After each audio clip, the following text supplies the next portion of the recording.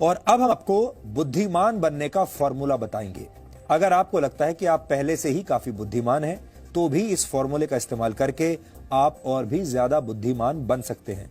यह formula AIIMS के एक रिसर्च के जरिए सामने आया है और आपको जानकर आश्चर्य होगा कि एम्स की एक डॉक्टर और आईआईटी के एक वैज्ञानिक ने कई वर्षों तक रिसर्च करने के बाद यह निष्कर्ष निकाला है कि हर रोज कुछ समय तक लगातार गायत्री मंत्र पढ़कर बौद्धिक क्षमता का अनंत विस्तार किया जा सकता है, यानी अपने दिमाग की ताकत को बढ़ाया जा सकता है। यह संभव है। एम्स ने अपनी रिसर्च में एमआरआई के जरिए दिमाग की सक्रियता की जांच करके इस बात की पुष्टि की है कि गायत्री मंत्र पढ़ने से दिमाग की शक्ति का विस्तार होता है। गायत्री मंत्र ऋग्वेद के 3 मंडल के 62वें सूक्त में मौजूद 10वां श्लोक है। यह हजारों वर्ष पुराना वैदिक मंत्र है, जिसकी रचना त्रेता युग में ऋषि विश्वामित्र ने की थी। इस मंत्र में ईश्वर का ध्यान करते हुए यह प्रार्थना की गई है कि ईश्वर हमें प्रकाश दिखाए और सच्चाई की तरफ ले जाए। वेदों पर रिसर्च करने वाले भारत और दुनिया के बहुत सारे विद्वानों ने गायत्री मंत्र को ऋग्वेद के सबसे प्रभावशाली मंत्रों में से एक माना है। हमारे देश में सदियों से लोगों के बीच यह मान्यता है कि विद्यार्थियों को गायत्री मंत्र का पाठ करना चाहिए, क्योंकि इससे दिमाग तेज होता है। गायत्री मंत्र पर एम्स की रिसर्च भी यही पुष्टि कर रही है। एम्स वर्ष 1998 से गायत्री मंत्र पर रिसर्च कर रहा है। सबसे पहले एम्स के डॉक्टर्स ने 25 से 30 वर्ष के पुरुषों पर यह प्रयोग किया था और 9 महीने तक यह रिसर्च की गई और इसके बाद 5 वर्षों तक इसके डेटा का अध्ययन किया गया। इसके तहत दिमाग के आगे के हिस्से में होने वाले बदलावों का अध्ययन किया गया। दिमाग के इस हिस्से को प्रीफ्रंटल कॉर्टेक्स कहा जाता है। इस हिस्से का काम है योजनाएं बनाना, समस्याओं का समाधान करना और जागरूक रहना। इस रिसर्च के लिए लोगों को 2 ग्रुप्स में बांट दिया गया था। पहले ग्रुप ने 3 महीनों तक हर रोज 108 बार गायत्री मंत्र का मन में पाठ किया और दूसरे ग्रुप ने गायत्री मंत्र का पाठ नहीं किया। जो लोग गायत्री मंत्र का पाठ कर रहे थे, उनके शरीर में खुशी के वक्त पैदा होने वाले केमिकल्स तेजी से बढ़ने लगे। इसी तरह का एक केमिकल है गाबा।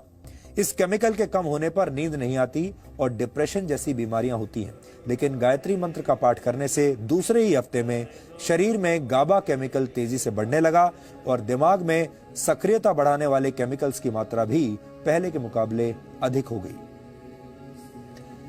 5 हफ्तों तक किए गए एमआरआई यानी मैग्नेटिक रेजोनेंस इमेजिंग की मदद से यह नतीजा निकला कि जिन लोगों ने गायत्री मंत्र का पाठ किया था, उनका दिमाग बहुत शांत और जागृत हो चुका था। अपने इस शुरुआती रिसर्च में निष्कर्ष निकालते हुए एम्स की तरफ से कहा गया कि गायत्री मंत्र के माध्यम से इंसान की बौद्धिक क्षमता में अनंत विस्तार किया जा सकता है। एम्स का यह शोध अब भी जारी है और इस पर एक विस्तृत रिपोर्ट अंतर्राष्ट्रीय स्तर पर प्रकाशित की जाएगी। इतिहासकारों ने हमेशा आर्यों की नस्ल को बहुत बुद्धिमान माना है, इसलिए इस पर भी रिसर्च होनी चाहिए कि क्या आर्यों ने इस तरह के शक्तिशाली मंत्रों का आविष्कार करके अपनी बौद्धिक क्षमता को बढ़ा लिया था।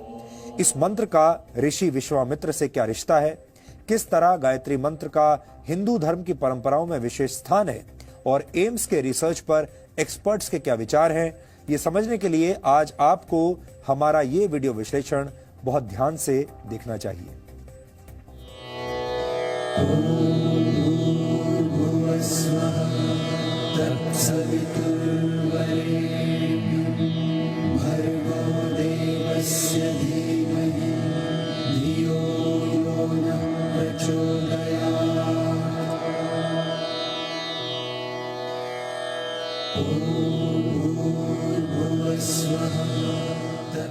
गायत्री मंत्र भारत के महान ऋषियों की तपस्या का फल है। हिंदू धर्म में कोई भी पूजा बिना गायत्री मंत्र का पाठ किए संपन्न नहीं होती।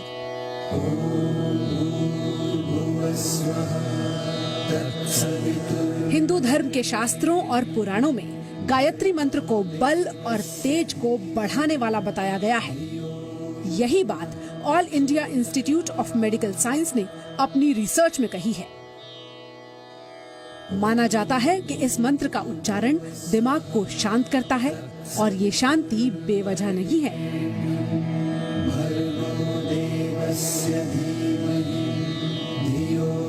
एम्स के साइंटिस्ट्स ने ये साबित किया कि गायत्री मंत्र जादुई दवा की तरह काम करता है।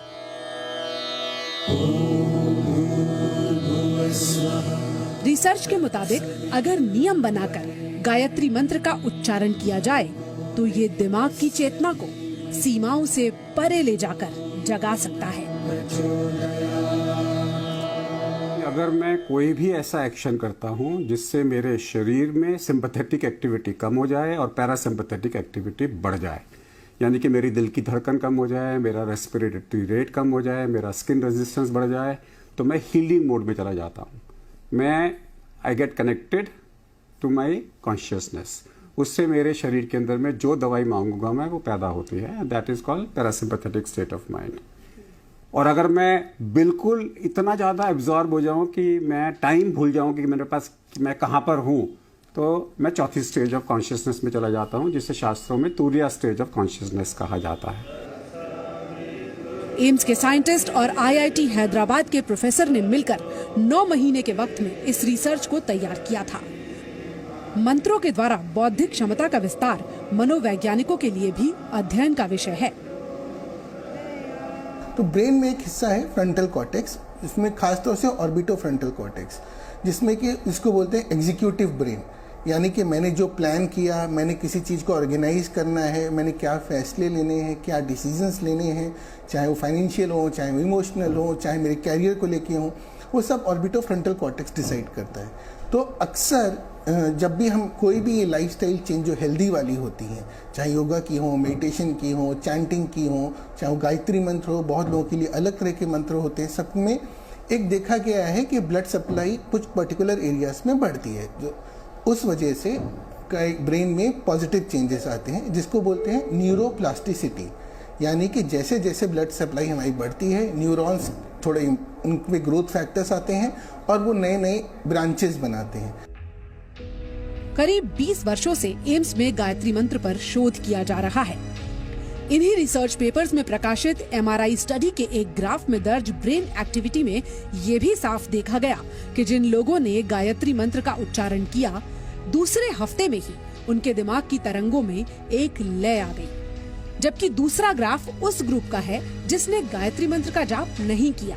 उनके दिमाग की तरंगे बिखरी हुई और बेतरतीब नजर आई। मतलब साफ है कि कंट्रोल ग्रुप वाले लोगों के दिमाग में सकारात्मक बदलाव देखे गए।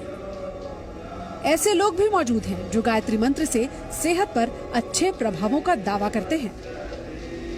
तो मेरा धीरे धीरे पढ़ाई पे ध्यान आकर्षित हुआ। बाकी हर जगह से, जितने गलत जगह पे थे उस सब जगह से अपना कंसंट्रेशन ठीक कर पाया मैं। ओम भूर्भुवः स्वः।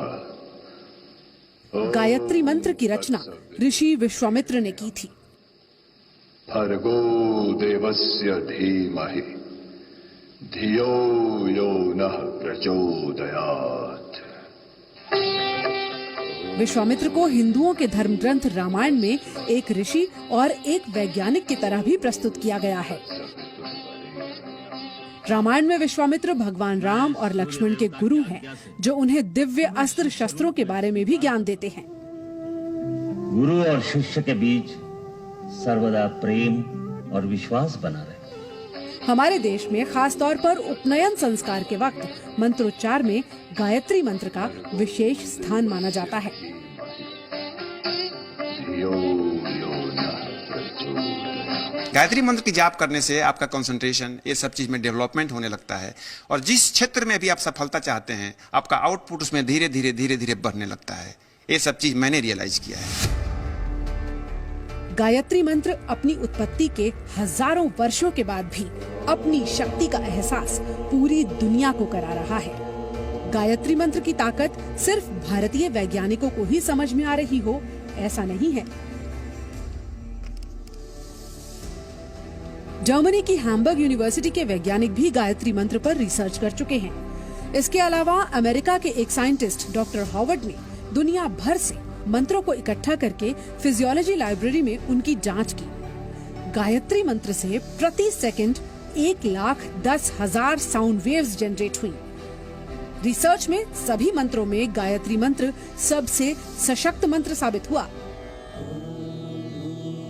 यानी एक तरह से देखा जाए तो हमारे देश की प्राचीन मान्यताओं पर दुनिया भर के वैज्ञानिकों ने मोहर लगाई।